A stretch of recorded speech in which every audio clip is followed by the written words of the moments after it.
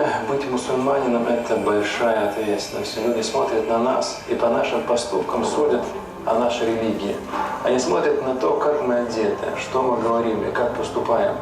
И в глазах наших соседей здесь и сейчас мы есть воплощение религии ислам. И это очень и очень большая ответственность. Помните об этом. Как однажды сказал пророк Мухаммад, алейхиссалату вассалям, «Яссиру ва ля ту'ассиру, башширу ва ля тунаффиру».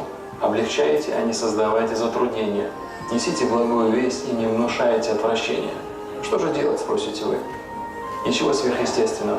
Вы и так все знаете. Для того, чтобы люди уважали вас и вашу религию, просто оставайтесь мусульманами в обычной жизни, за пределами мечети. Просто честно работайте и выполняйте свою работу наилучшим способом. И неважно, какая у вас сейчас профессия. Пророк Мухаммад, алейхиссалату вассалям, сказал: поистине, Аллах любит, когда вы выполняете свою работу добросовестно. И тогда, иншаллах, вы сможете добиться любых высот. И тогда вами будут гордиться, вас будут уважать, а значит и всю нашу умму и нашу религию. Но даже после этого, как сказано в Священном Коране, не ступайте по земле горделиво, не будьте надменными, высокомерными гордецами, которые свысока смотрят на Божье творение. Оставайтесь мягкими и добрыми. Ведь, как сказано в хадисе, воистину Аллах добр и любит доброту. Он позволяет добиться благодаря доброте того, чего не добиться суровостью. Мы живем в огромном многонациональном городе, в котором говорят на разных языках, и люди не всегда могут понять друг друга. И только доброта не требует перевода, она понятна каждому.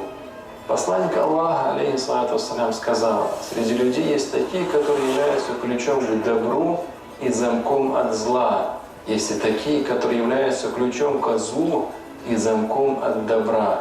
Какое же счастье выпало тем, кому Аллах дал в руки ключи добра, как несчастны те, кому Аллах дал в руки ключи зла. Именно доброта является тем ключом, который может открыть многие двери и многие сердца. Посланник Творца настойчиво призывал мусульман делать добро людям. Учил нас поддерживать родственные и дружеские связи, помогать нуждающимся, навещать больных, дарить подарки, поддерживать в трудную минуту, проявлять сочувствие, говорить приятные слова и, самое важное, помогать другим людям идти по пути спасения. Пророк Мухаммад неоднократно говорил о добре.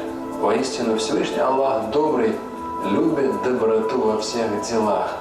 Будь богобоязненным, где бы ты ни был. Если ты сделал плохое, то спеши сделать благое, чтобы стереть плохое и относиться к людям наилучшим образом. Не пренебрегайте никаким хорошим делом, даже таким, как встретить своего брата с радостью на лице. То есть совершайте добрые дела, какими бы незначительными они вам ни казались. И если мы будем просто следовать этим мудрым наставлениям, то очень многое изменится вокруг нас, внутри каждого из нас, в том числе и отношение людей к нашей умме. Но следует помнить, что добро совершается все-таки не ради людского поощрения, а ради Всевышнего.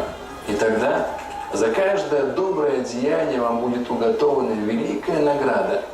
Пусть каждый из нас благодарит Бога за то, что Он даровал вам ислам, что вы мусульмане, а также за то, что вы последователи лучшего из пророков и посланников, пророка Мухаммада. Просите Всевышнего, чтобы вы имели возможность всегда делать добро, опережая друг друга в хороших поступках. Да поможет вам Аллах на этом пути.